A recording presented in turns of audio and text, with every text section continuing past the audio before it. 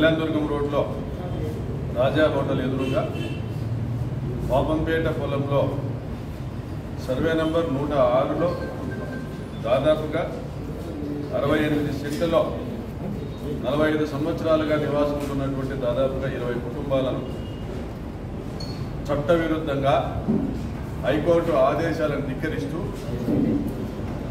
ఎటువంటి సర్వే లేకుండా ఎటువంటి నోటీసులు లేకుండా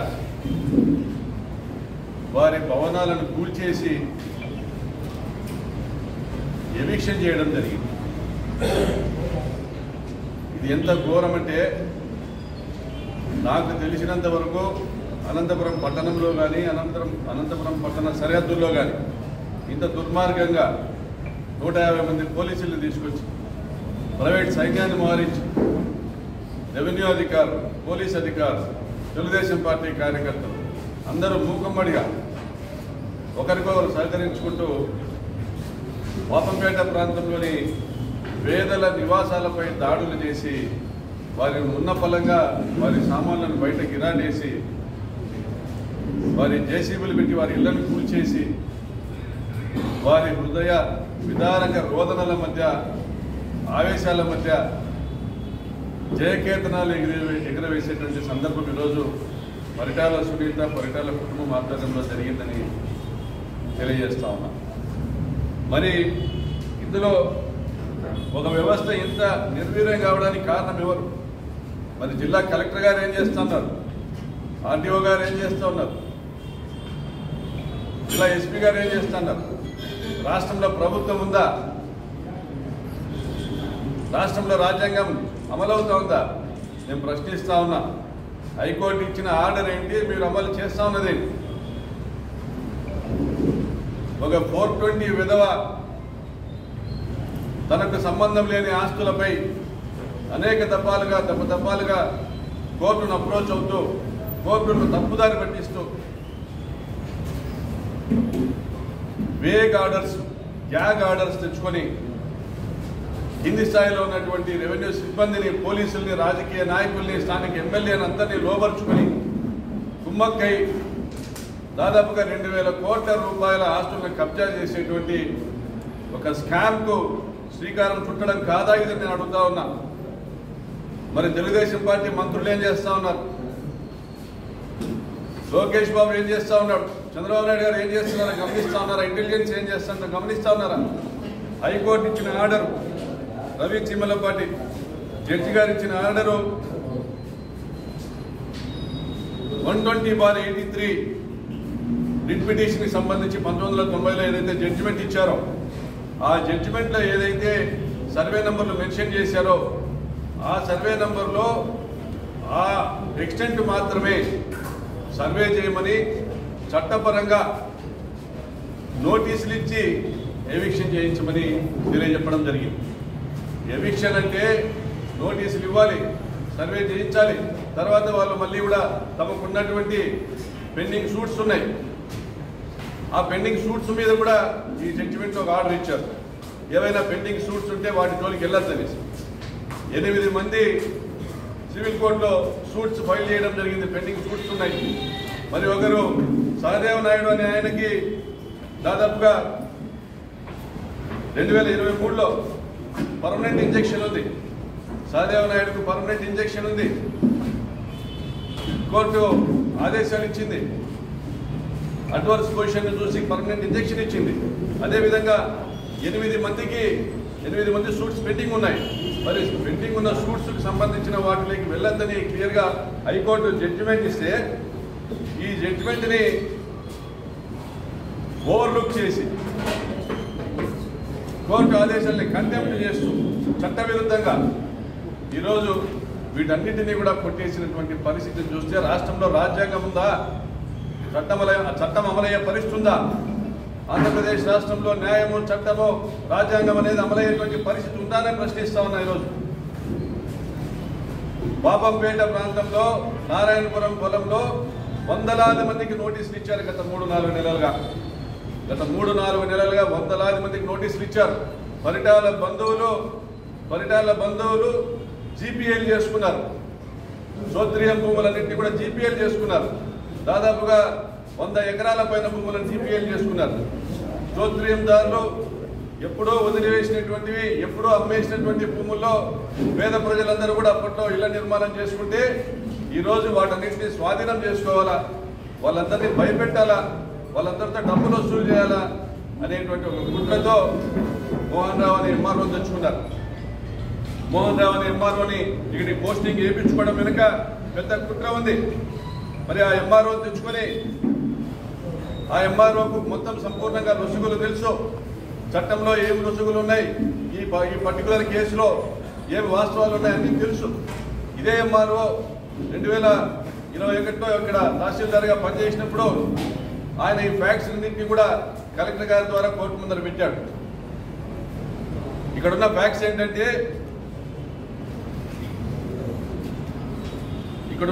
ఏంటంటే 1983లో ఏదైతే ఆర్డర్ ఇచ్చారో ఎల్జీఓపీ నంబర్ 120 ల్యాండ్ గ్రాబింగ్ కోర్టులో 1983లో ఏదైతే రిట్ పిటిషన్ ఫైల్ చేశారో ల్యాండ్ గ్రాబింగ్ కేసు అంటే మున్సిపాలిటీలోని భూములకే వర్తిస్తారు. ల్యాండ్ గ్రాబింగ్ కేసు అంటే మున్సిపాలిటీలోని భూములకే వర్తిస్తారు.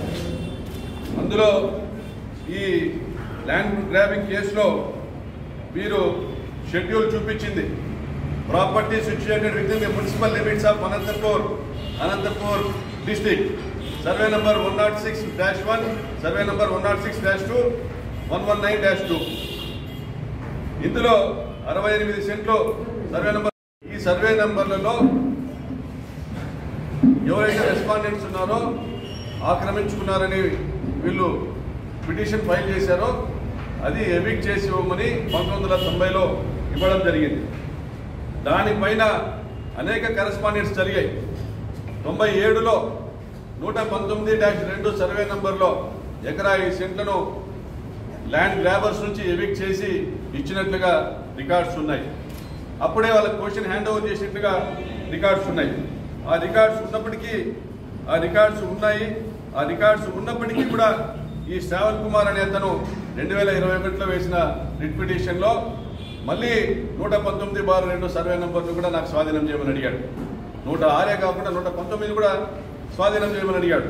వేరే వాళ్ళ పూర్వీకులు సర్వే నంబర్ 119/2 ఎకరా 5 సెంట్లు మాకు ఆల్రెడీ పొజిషన్లో ఇచ్చినారు అని రాసినటువంటి లేఖ 95లో ఎంఆర్ఓకి రాసినటువంటి లేఖ మాకు ఇది ఇచ్చినారు. 97లో ఆర్డీఓ గారు కూడా ఇది ఇవ్వడం జరిగింది. 119 హ్యాండ్ ఓవర్ చేసినారు, 106 మాత్రమే హ్యాండ్ ఓవర్ చేయమనేసి లేఖ రాసినాడు. అయినా కూడా ఇవన్నీ తెలిసి దాని తర్వాత అమ్ముకున్నారు. 119లో అమ్ముకున్నారు, 106లో కూడా ట్రాన్సాక్షన్స్ జరిగి అమ్ముకున్నారు. తమ భూమిని తాము అమ్ముకున్నామని తెలిసి కూడా ఒక 420 శ్రావణ్ కుమార్ దాన్ని మళ్ళా కోర్టులో వేసినాడు. మాకు 119, 106లో భూమి మాకు స్వాధీనం చేయమని. కోర్టు తగిన చర్యలు తీసుకోమని హైకోర్టు ఇచ్చింది. తగిన చర్యలు తీసుకోవాలంటే ఆ బాధితులందరూ మా దగ్గరికి వచ్చినారు. నేను ఎమ్మెల్యేగా ఉన్నప్పుడు, సార్ ఇది ఎప్పుడో మేము కొన్నాము, మాకు చాలా మందికి రిజిస్ట్రేషన్లు ఉన్నాయి, మేము ఎన్నో ఏళ్ళ నుంచి ఇక్కడ నివాసం ఉంటా ఉన్నాము, మమ్మల్ని ఈరోజు మేము సర్వే చేస్తా ఉన్నారు, మమ్మల్ని ఇల్లు ఖాళీ చేయమంటా ఉన్నారు, మాకు ఒత్తిడి ఉందంటే కలెక్టర్ గారిని కలిసి అడిగాం. కలెక్టర్ గారిని కలిసి, అమ్మా ఈ ప్రాంతంలో వీళ్ళు నివాసం ఉంటున్న విషయం వాస్తవమే కదా, మరి ఏమీ అధికారం లేకోకుండా ఏమీ కాగితాలు లేకుండా ఎందుకుంటారు, ఒకసారి మీరు ఫ్యాక్ట్స్లోకి వెళ్ళండి అనేసి తహసీల్దార్ని అందరినీ పిలిపించి మాట్లాడండి. ఒక మీటింగ్ పెట్టుకొని విచారణ చేశారు కలెక్టర్ గారు. ఆ రోజు తహసీల్దార్ ఇదే మోహన్ రావు బయటికి తీసుకొచ్చిన ఫ్యాక్ట్స్ ఏంటంటే, ఆ రోజు డిప్యూటీ తహసీల్దార్ లక్ష్మీనారాయణ రెడ్డి మొత్తం రికార్డ్ అంతా తీసుకొచ్చి ముందు పెట్టాడు మోహన్ రావు సమక్షంలోనే. దాన్ని పెట్టిన ఫ్యాక్ట్స్ ఏంటంటే, ఇది స్తోత్రియం భూములు, నెల్లూరు సెటిల్మెంటు ఉన్న వాళ్లకు మినహా ఏవైతే ఆ ప్రాంతంలో స్తోత్రియం భూములు ఉన్నాయో వీళ్ళందరూ కూడా ఈ లక్ష్మీనారాయణ శర్మ ఫ్యామిలీ మెంబర్స్ అందరూ కూడా, హరిప్రసాద్ వీళ్ళ ఫ్యామిలీ మెంబర్స్ వీళ్ళందరూ కూడా, వీళ్ళకు పూర్వం అయితే హక్కు ఉంది కానీ వీళ్ళు ఎప్పుడూ అమ్ముకున్నారు. దీంట్లో 106 సర్వే నెంబర్ మినహా 119 ఎప్పుడో మేము హ్యాండ్ ఓవర్ చేసినాం. 106 మనం ఎందుకు హ్యాండ్ ఓవర్ చేయలేదంటే, ఆర్డీఓ ఎంఆర్ఓకి ఆర్డర్ ఇచ్చి దాన్ని హ్యాండ్ ఓవర్ చేయమన్నా కూడా ఎందుకు హ్యాండ్ ఓవర్ చేయలేదంటే, 106 మున్సిపాలిటీలో ఉన్న సర్వే నెంబర్ని మాత్రమే 120/83 పిటిషన్లో ల్యాండ్ గ్రాబింగ్ కోర్టు ఆర్డర్ ఇచ్చింది. 120/83 పిటిషన్ పైన 90వ సంవత్సరంలో ల్యాండ్ గ్రాబింగ్ కోర్టు అంటే మున్సిపాలిటీలో భూ ఆక్రమణలపై విచారించేటువంటి ల్యాండ్ గ్రాబింగ్ కోర్టు ఇచ్చిన ఆదేశాలు మున్సిపాలిటీలోని 106 సర్వే నంబర్ను హ్యాండ్ ఓవర్ చేయమని ఇచ్చింది. కానీ ఈరోజు వీళ్ళు ఇతను క్లెయిమ్ చేస్తూ ఉండేది, శ్యామ్ కుమార్ క్లెయిమ్ చేస్తూ ఉండేది పాపంపేటలోని 106 సర్వే నెంబరు. పాపంపేటలోని 106 సర్వే నెంబర్తో శ్యామ్ కుమార్ కానీ స్తోత్రీందారులకు సంబంధం లేదు, కాబట్టి ఇదే మనము హైకోర్టుకి నివేదిద్దాం అనేసి తెలపడం జరిగింది. వెంటనే మున్సిపాలిటీకి లెటర్ రాయడం, మున్సిపాలిటీ కూడా ఈ 106 సర్వే నెంబరు మా పరిధిలో లేదు, సంబంధిత సర్వే నెంబర్ మాది కాదనేసి వాళ్ళు కూడా రాసిపోవడం కూడా జరిగింది. అంటే హైకోర్టును తప్పుదావ పట్టిస్తూ ఇతను ఏదైతే పిటిషన్ వేసినాడో వెంటనే దాన్ని ఉపసంహరించుకొని శ్యామ్ కుమార్ మళ్ళీ ఇంకో పిటిషన్ వేశాడు. 119 కాదు 106 మాత్రమే. ఫస్ట్ ఆయన క్లెయిమ్ చేసింది దాదాపుగా 8 ఎకరాలు క్లెయిమ్ చేశాడు. 4 ఎకరాల 86 సెంట్లు 106లోను 68 సెంట్లు ఒకటి, 16 సెంట్లు ఒకటి, అదేవిధంగా 119లో ఎకరా 5 సెంట్లు క్లెయిమ్ చేశాడు. ఎప్పుడైతే ఈ ఫ్యాక్ట్స్ కోర్టు ముందర పెట్టడం జరిగిందో అతను పిటిషన్ విత్డ్రా చేసుకుని కేవలము 106 సర్వే నెంబర్లో 68 సెంట్లు మాత్రం మాకు హ్యాండ్ ఓవర్ చేయమని అడిగాడు. వెంటనే దాని తర్వాత వాదనలో మళ్ళీ కూడా తర్వాత వచ్చిన కలెక్టర్ గారు కూడా అఫిడవిట్ ఫైల్ చేశారు. అయ్యా ఇది మున్సిపాలిటీకి సంబంధించిన భూమి, అతనికి ఆర్డర్ ఉన్నది మున్సిపాలిటీలో, కాబట్టి మేము హ్యాండ్ ఓవర్ చేయాల్సిన అవసరం లేదు అని వాదనలు జరిగినాక జడ్జి గారు ఆయన ఎవరైతే అప్పిలేట్ ఉన్నాడో అతని తరపున లాయర్కి అడ్వకేట్కి చెప్పాడు అన్రికార్డెడ్గా, ఇది మనం ఇప్పుడు వాదించలేము, దీన్ని తర్వాత పోస్ట్ చేస్తామనేసి ఆయన దిగిపోయాడు, రిటైర్డ్ కూడా అయిపోయాడు. తెలుగుదేశము పార్టీ అధికారంలో ఉన్నప్పుడు 2018లో ఈ శ్రావణ్ కుమార్ వీళ్ళకి సంబంధించినటువంటి జీనియాలజీ సర్టిఫికేట్ ఇచ్చాడు ఎంఆర్ఓ. పరిటాల మంత్రిగా ఉన్నప్పుడు జీనియాలజీ అంటే వంశవృక్షం సర్టిఫికేట్ ఇచ్చాడు ఎంఆర్ఓ. ఆ సర్టిఫికేట్ను బేస్ చేసుకుని అనేక రిజిస్ట్రేషన్లు చేశాడు. ఇదే సర్టిఫికేట్ కోర్టులో ప్రొడ్యూస్ చేస్తే ఈ సర్టిఫికేట్ చెల్లది, ఇది జీనియాలజీ సర్టిఫికేట్ ఇవ్వడానికి నువ్వెవరు, వంశవృక్షం ఇచ్చేటువంటి అధికారం నీకాడు ఉందని తహసీల్దార్ని మొట్టికాయలు వేసి వంశవృక్షము ఇవ్వాల్సినటువంటి నిర్ధారించాల్సినటువంటి ఒక అధికారం కేవలం కోర్టుకు మాత్రమే ఉంటుందని తెలియజెప్పారు. అంటే ఎన్ని విధాలుగా శ్యామ్ కుమార్ ఫ్రాడ్ చేశారో మీకు అందరికీ తెలియజేస్తున్నాం.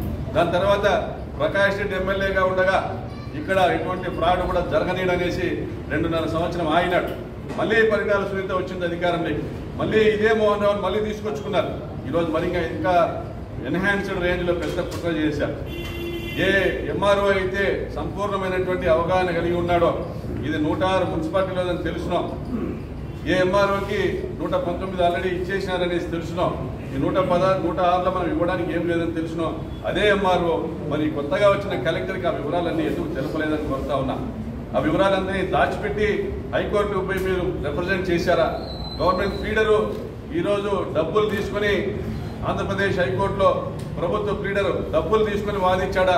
ఆయన ఏం వాదించాడంటే ఫ్యాక్ట్స్ లేక మేము వెళ్ళదలుచుకోలేదు, ఈ సర్వే నెంబర్లో ఏమున్నాయో ఈ అప్పిలెంట్ ఏదైతే పిటిషన్ దారు అడుగుతాన్నాడో దాని మీద సర్వే చేస్తాము, సర్వే చేసిన తర్వాత తగిన నిర్ణయం తీసుకుందరు అన్నాడు. వెంటనే జడ్జి ఒక ఆర్డర్ వేశారు. ఏం ఆర్డర్ వేశారంటే I'm not going to merits, నేను మెరిట్స్లోకి వెళ్ళట్లేదు. 120/83లో 90లో ఇచ్చినటువంటి జడ్జిమెంట్లో కొన్ని విషయాలు ఉన్నాయి. అందులో షెడ్యూల్ ఆఫ్ ప్రాపర్టీ, అందులో ఏ భూమిని అయితే ఆ రోజు స్వాధీనం చేయమని ఇచ్చినారో ఆ భూమికి చట్ట ప్రకారంగా తగిన చర్యలు తీసుకుంటూ నోటీసులు ఇచ్చి అక్కడున్న